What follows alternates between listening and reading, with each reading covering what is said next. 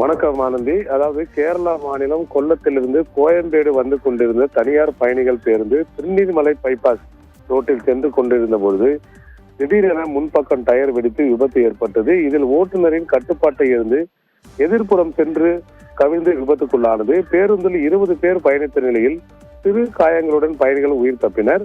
கோயம்பேடு நோக்கி சென்று கொண்டிருந்த பேருந்து சென்ட்ரல் மீடியேட்டரை கடந்து தாம்பரம் நோக்கி செல்லும் எதிர் சாலையில் கடந்து பைபாஸ் சாலையில் இருந்து 10 அடி பள்ளத்தில் விழுந்து விபத்து ஏற்பட்டுள்ளதாக முதற்கட்ட விசாரணையில் தெரிய வந்துள்ளது. தனியார் பேருந்தை சுரேஷ் என்பவர் ஓட்டி வந்துள்ளார்.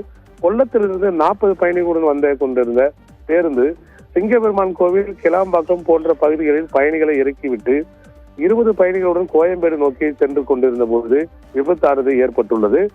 இதன் காரணமாக மதுரவாயல் பைபாஸ் சாலையில் கடும் போக்குவரத்து நெரிசல் ஏற்பட்டுள்ளது.